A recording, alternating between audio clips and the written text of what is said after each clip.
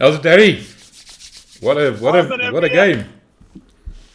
Yeah, I'm in Murrayfield right now, and the Bucks are doing their victory lap with their shoes off. Vuvuzela is going crazy. Every kind of person from the Rainbow Nation is here, having a great jaw in Edinburgh. Everyone's smiling. Sia's got no eye; his left eye is shut, and there's going to be about 25,000 South Africans here in the Murrayfield, and none of them are leaving at all. I'll tell you what, that wasn't a great Bucks. game. What do you think?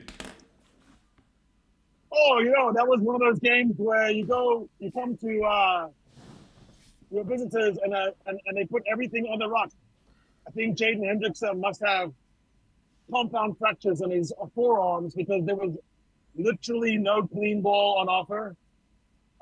We don't see as much as you on the TV, but it looked like to me the filthy, dirty rock. I'm not saying it was illegal. I'm just saying their game plan was to come late on the ball and jar it, jostle it, hit the man that was in front of the nine. Counter ruck was an offer all night. In the end, comfortable, 4 tries to none, you have to say.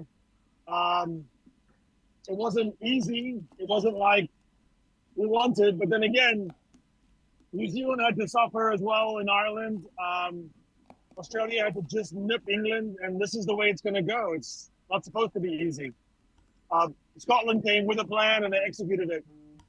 I did talk to Jaco Paper just after the whistle, and you saw on socials the picture. Good man, him and Tony Brown getting a picture. But I asked Yoko, I said, what are you going to do about that rock? And he said, I've got to go back and study some things. So I think if you look at the rock in the Ireland-New Zealand game, as well as Australia-England, this is the way the rock's going to look on the autumn series. So we're going to have to be placing the ball dynamically. We're going to do an extra half roll. We're going to do a shrug, and you have to place it dynamically. You cannot place it passively.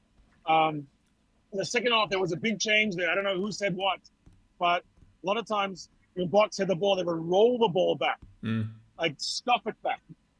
One thing you cannot do now, because they're giving you that extra stride to the right, a big stride to the right. And so the first tackle is coming on, and then the jackal is coming on and moving across. Physicality is coming and saying hi to everyone. That's why it's a massive cheer for him. And I just see 2 or 3 Shafas being escorted out by the cops who jumped over the barriers. Listen, around me, it was about maybe 10 of us in a sea of Scottish supporters, and they did not want us to stand up. And so we had a real culture clash on sit down, sit down, sit down. And we kept pointing out, we have to stand up because the guys in front of us are standing up. But that's not the culture, I guess, in West 21. All night we were waiting for an explosion. I suppose the explosion came from the bomb squad more on the scrum, which is actually interesting because our formidable scrummers were on in the beginning, Otzinger. But it did look like if they wanted to ping as many scrums as I saw pingable, it would have been even worse. Tough night, kick chase. The kick chase did work. There were several times where Kane Moody put pressure on the catcher without any escorts and shepherds. And I don't know how many times we regained kicks. That was probably the principal way of attacking tonight. You tell me, MVF, from sitting where you were able to see everything, what do you think worked for the Bucks and what didn't?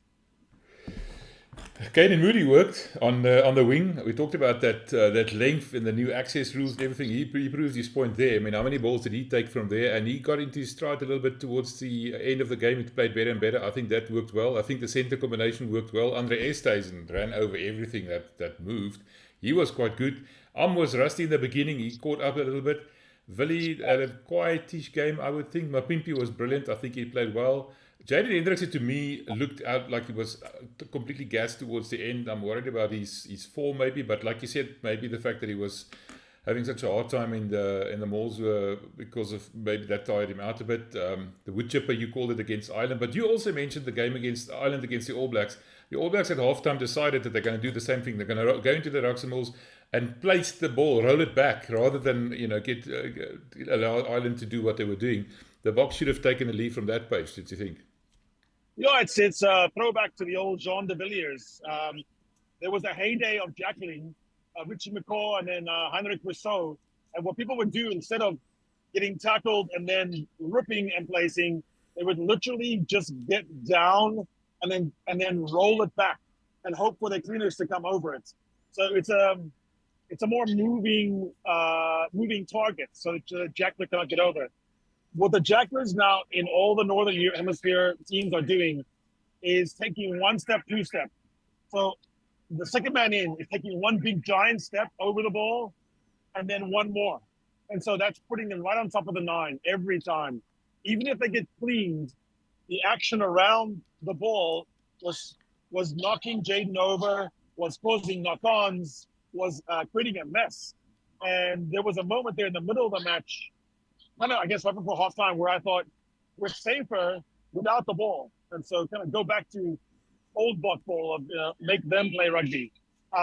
Thankfully, some of the breaks, the Scottish team made some very dangerous breaks, but they couldn't finish. Some of that came down to Hugh Jones trying to throw it to the guy in row 5 on the east side, or we would have been in trouble. We could have been in trouble. The other highlight for me, Ibn Etzebeth running down Duhan van der Merwe. Straight up, middle of the field. Never live it down, Duhan. Never get caught by a forward. If you get caught by a forward, you're not a back. Come play in the forwards then. Yeah, come play for the Stormers, Harry. Hey, Duhan, I love you. Come play for the Stormers. That's fine too. I want him to be number 8, maybe. Now, going about the rest, I think Ergie Snyman made a huge difference when he came into the field. Franco was not really in the game. You could see the fact that he didn't play for many months. Ergie, with those offloads of him, it just brings another dimension to the Springboks. No, he solidified the lineout. He made the lineout calm down, because when he is lifted correctly, there isn't anything you can do. If the lift is correct and the throw is correct, and it's Ergie Snyman, it's money, right? Second thing is, in contact, he never looks fussed by anyone smashing him. And what it did is it attracted 2 or 3 tacklers every time. This created space. Malcolm Marks also had the same effect, I thought, on the ball. So it was a heavy carrying bomb squad. You had Bisa, Marks, Snyman, Peter Steff coming on, and it just carries galore. Listen, I thought that Scotland played a good negation game. Like, if you're going to lose or you're not supposed to win, but you want to keep your dignity and your pride and keep it close, this is exactly what you do. You play the ruck close, you make everything a little bit filthy, you get into the ref's head early, and then it's going to be a scrappy affair, and you normalize that, and then everything looks okay from your side, and then you hope for a few penalties. I thought the ref handled that pretty well and came out to, there were probably some calls both ways. It didn't look good. But I don't think the ref decided the game in that sense. I'll put it that way. It was more of a, you've got to show me and prove that you can handle this.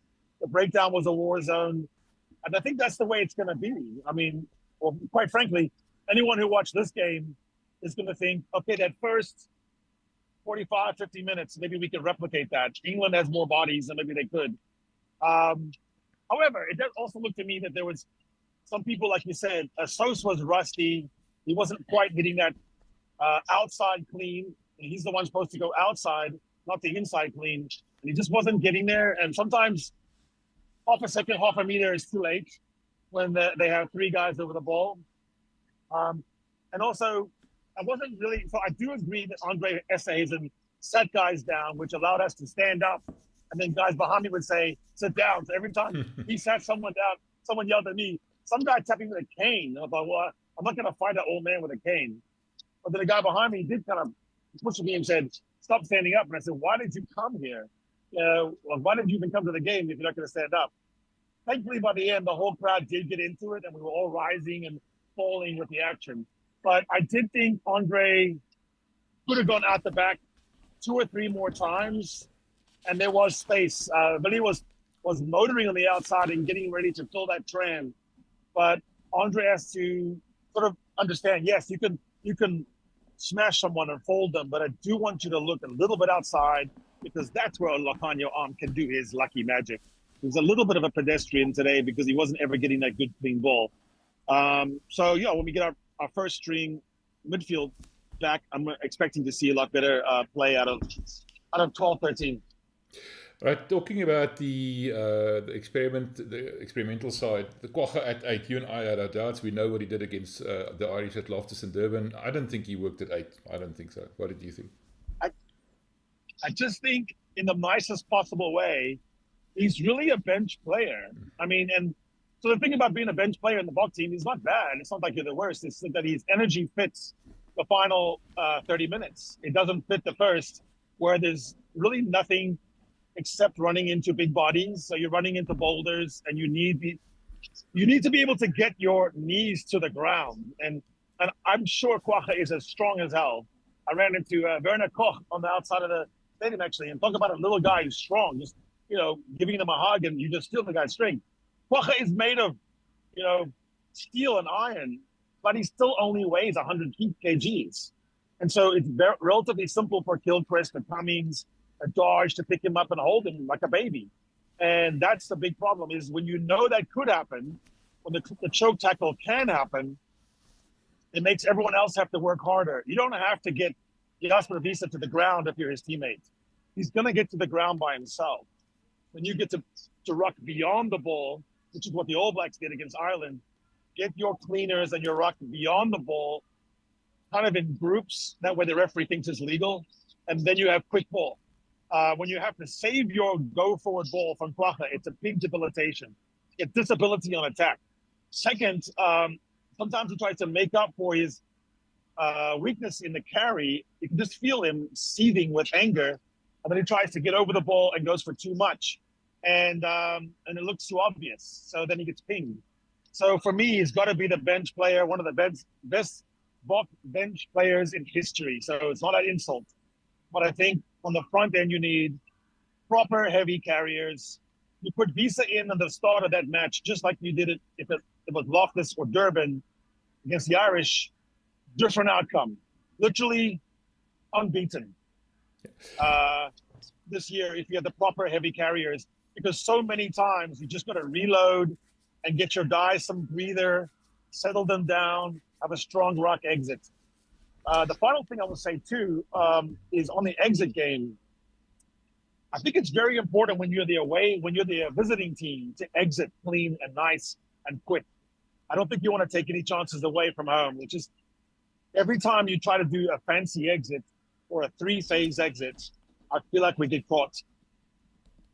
The other thing that stood out for me was the fact that we persisted, especially in the beginning of the game, with the 4-man lineout, and we struggled in the lineouts. What's your thinking there? Yeah, so one thing about lineout watching in the game, in the park, is it's difficult. We all knew that something was wrong, but I couldn't see what was going on in the lineouts very well. It certainly is something that is chronic. It's not a one-game problem. And when it's not a one-game problem, I feel like it's a system error. It's not the hooker only, or the lock only, or the lifter only. There's something in the system that's wrong. And the good news is it's fixable. I mean, any line-out problem is fixable when you have, a 2-meter guy lifting a 2-meter guy, lifting a 2-meter guy. You should be able to get the ball where you need it to go. Okay, and then I wanted to ask you about the 7-1. Did you think it worked? Because Hendrikse didn't convince. There were a lot of people. I spoke to Andre Pretorius while we were watching, and he said Hendrikse was a problem. But you had to keep him on because you couldn't take the risk of bringing Williams on too soon, because if somebody else got injured, it would backfire. You'd have a problem. In that sense, do you think maybe the Boks underestimated Scotland a bit? Rassie said at the beginning of the game, before the game started, he spoke to Supersport, and he said no, he wants to test the Boks when they're in the deep end and they're struggling. He wants to see how they can manage that, and that's part of the reason why he selected the 7-1 bench. That experiment worked.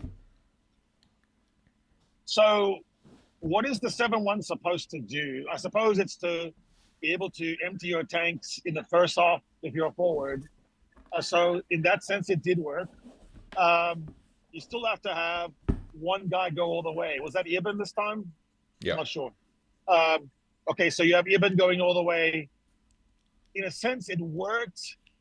But then the other problem is Jaden really was lame. I mean, there was a time I looked at him and he was limping, and it was kind of early on, and he had to play another 5 or 6 minutes on that bad leg. I don't know if it was just a dead leg or he got kneed in the, who knows. I don't think it looked like it was serious, but he couldn't even walk to the touch line to get the attention of the physios because it was that bad. And that hurt us on 2 of the breaks because he would have been the sweeper. The way our system goes, the 9's our sweeper. So it definitely hurt us on the back line. And I think that's always the risk reward of a 7-1 is, does it give you enough on the forward ascendancy that it makes up for the problems on the back line? And on that issue, it's always about who gets hurt in the back line. Either does someone get hurt, but you can recover from that. But if it's the 9, it's the worst possible because now you kind of have to bring on William before you want to, and your shuffle is gone because you're bringing like for like. What you really want is a fit 9 and a fit 9, like the game against, was it Romania, where you had four 9s on the field. There is a dream to have a right-hand scrum off and a left-hand scrum off, so you have both sides of the field quick rucks because the scrum doesn't have to get to the ruck. That's what the payoff for the 7-1 really is if you can keep your starting scrum off on. So I would say 2 out of 3 things didn't work, and one of those is luck. But part of why you pick a 6-2 is because of the luck issue, because you're not always lucky. Right, and of course the other side of the 7-1 bench is the fact that the bomb squad can come on, and they all came on at the same time, except for RG, which started a bit sooner. It was an impressive sight, and we all thought they're going to blow them away. It took them a while to really, stamp their authority, but at the end it worked out. But it wasn't the immediate turnaround that we expected. Yeah, it's true. It was a great moment to be in the stands when that happened. Actually, it did feel like, oh, now all our problems are answered. Our prayers have been reached heaven, and now we're gonna, flood them with big bodies, and that's not how it worked, right? Because rugby is not that simple, and because Scotland's a smart team, and because Scotland has learned from a long time ago how to play when they're not having an overpowering pack on their side, so they're not as phased, perhaps, by it as maybe England would be, or a team that relies on that. France. Scotland can kind of play scrappy. They are the cheetahs of the UK. So they will just hang in there and hope for the break. My overall impression about their break potential was, I thought Sione Tupulotos looked very small against Andre. I thought Hugh Jones is very difficult to tackle, but his ability to play as a playmaker 13 hurt them. Another day, a different team, perhaps the All Blacks had the same amount of opportunities, we would have been hurt. So, I think it came out the way you would expect number 1 playing number 7. The other question I wanted to ask you was, Andre mentioned to me that the defense looked funny. They were coming from the outside rather than the inside. I'm not sure exactly what he meant. You'll explain to me a bit more in, talking slowly and drawing pictures. But what was your impression of our defense? We looked a bit wobbly, I would think. I like your boy Kane Moody did a great game. I don't want to sell him short, but there were a few times he fit in when I don't think he needed to. Part of the Blitz umbrella defense, almost we call it, is that it's supposed to close the umbrella at the right time. Imagine an umbrella in the wind, and if it flips the wrong way, you're in trouble. So that decision on when to bite in and when not to, which is what Kirkley Arendse does really well, and Jesse Creel has learned to do very well. I think missing those 2 guys with Colby really was problematic, because it's not a timing issue like in a second. It's a split second. It's 0.03 or something. It's very difficult to do that. I think a lot of it's instinct, a lot of it's reps. It's like any sport, whatever, 1,000 hours of doing something, and then you finally get there. We can all go back in time and look at the England series when England came to South Africa and our wings in Nkosi were biting in too soon, and it was a blood. They're running to the races. So it's one of those risk-reward defensive systems that doesn't work for every team. It didn't really work for us tonight. but we didn't get punished. But our top line players can do it. It looks like to me England's not able to do it with Felix Jones gone. So it's really not that many teams that can play a proper umbrella blitz defense. I want to ask you about England just now before I let you go, but I wanted to ask you before the game, they also spoke to Kwagga Smith and he had a smile on his face and I knew the guy was up to something. Did you see anything of his influence maybe, rubbing off on the team, something that Glasgow Warriors might have learned about playing against South African sides? Yes, they play downhill at the Rock. By that I mean, there's a magic 3 seconds in a breakdown before the ref thinks it's a rock, then when it is a rock, and then about 1 second later. It's a magic 3 seconds. It's where games are won and lost. What they did is try to play downhill, and by that I mean they committed more people to the rock than we maybe had bargained for. On the first arrival, they were getting over the shoulder. So you had a lot of shoulders on top of shoulders. In the end, it got them pinged. I think it got them carded too in the end. But they were trying to get on top and doing the wrestle. They got it wrong a few times. But when that first guy does that, and the second guy in is putting that stride leg, it made for such a filthy ruck. When we go back in time and look at the 85 rucks there were, we're going to see only about 10, 12 that are clean, good, structured rucks. And that came mostly in the second half. And so Williams is going to look a lot better. But it's not really fair because he was getting the much better clean out. The Scottish forwards were tired and they were not playing downhill anymore. They were still high and trying to get downhill, but they were landing the plane instead of taking off the plane. And so if you're late and you're landing the plane, you're going to get pinged. If you're on time, then you can afford to be shoulder battle and take us off the ball. In the stands, the clean out by Cummings was thought to be harsh. I have no idea. We didn't get enough angles in the stadium. I can tell you. But what did you see? It was an attempted croc roll. He realized that he was wrong. He made a mistake and he let go, but he fell on Franco Mosterd's leg, and that's what the technical infringement was. That's why it was 20-minute red card as well, and not a full red card. Well, we have to give Sosa X-ray because we know that he plays on broken legs, so I don't trust him. Yeah, it was like falling Sasha on the leg that was the red card was for. Yeah. He's like Sasha because he doesn't tell anyone either when he's hurt. Yeah, the difference is he plays the entire game with a broken leg almost. He doesn't need a proper leg, yeah. So, last question, or one of the last ones, I hope. Rassi said there's some part of the reason why they're bringing the bomb squad on early is the guys can play a few minutes.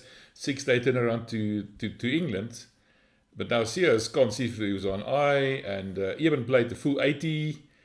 What's our chances? What are we looking like in terms of the squad for the England game?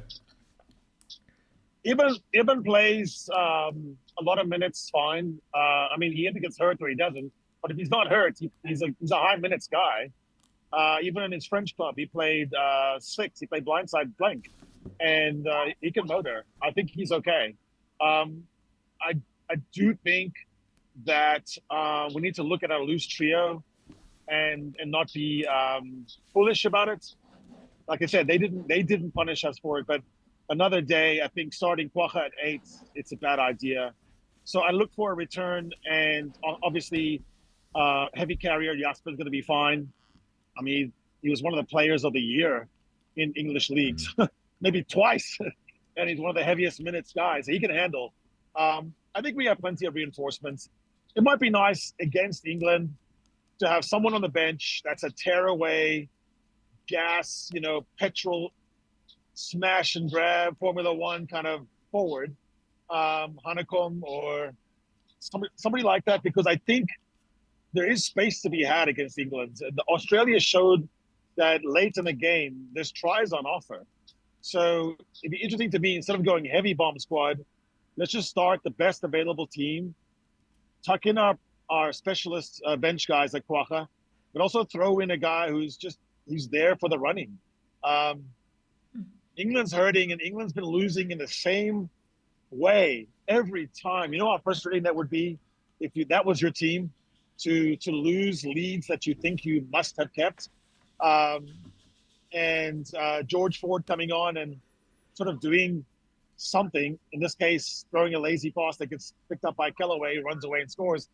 But yeah, we're either going to get a dispirited, discouraged England, or we're going to get proper, motivated, save our season, rally behind our coach. We're tired of this. We're not going to take it anymore, England. I don't know which one we're going to get. Just quickly, the referee, Mike, how did you experience that? Does it work? They didn't have it on in the stadium. They did. You had to buy. Oh. You had to buy a little like a wireless thing. But the person next to me was from Czech Republic, and a couple, and they're mad about rugby, and they kept asking me what was going on, but they had the earpieces, so I thought it was a language issue. And I said, hey, I can explain it to you. You know, croc roll. I explained what a croc roll was, and then they said, well, the ref's hardly talking. And I go, what do you mean? And they said, he's just not a very talkative ref. So you have guys like Angus Gardner who talk all the time, like literally he's just talking the whole time.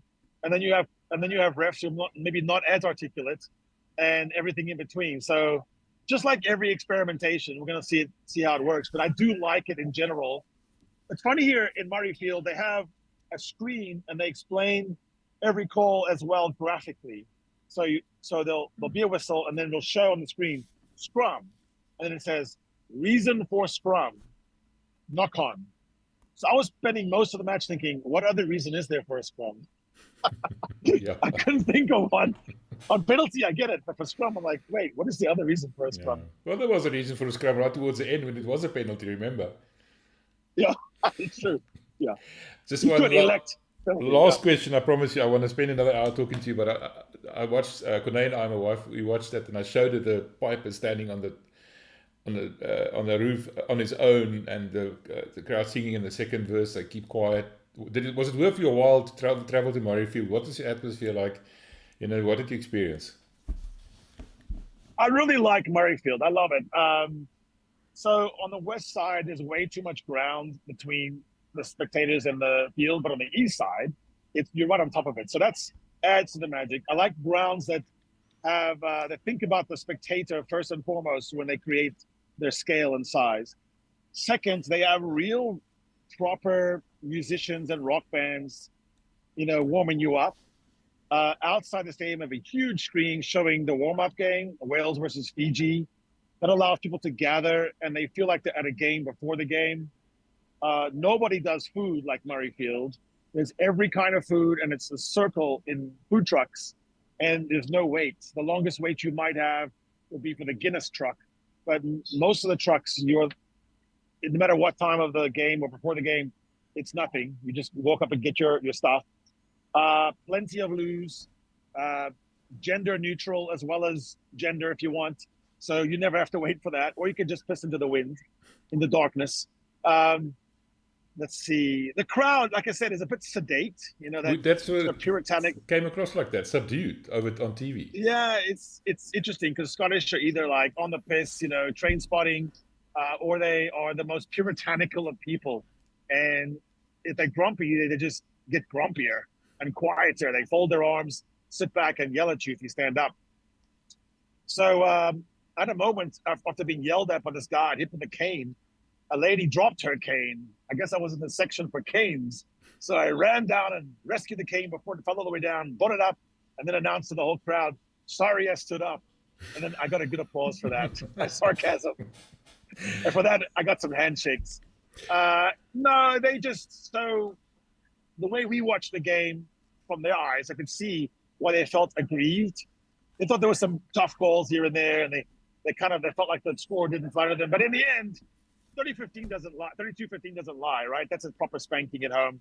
And so I think they're a bit tired of Scotland not scoring tries against the Boks. I think that's the main mood that's going on here. I've been here for the Calcutta Cup, and they were proper wild for the English. So maybe there's just not the rivalry. They have so many Saffas on their team. You know, when the game wasn't being played, couldn't be friendlier. A bunch of big guys invited me to sit at a table and have their dirty fries and chat about this and that and sharing beer. By the way, I ran into so many guys that know us outside. I mean, just at least 20, maybe 25. So your channel is growing, man. Yeah, I love it. No, I saw that's awesome. I can't believe I have the privilege of talking to you like this. And like I said, I would like to talk to you more, but I can't ask you everything because we still have the proper Lekker Rugby Report Monday night. So I'll leave it to that. I'll leave you to go enjoy the rest of your night. And thanks for talking to us. I appreciate it, man. Yeah, man. Cheers.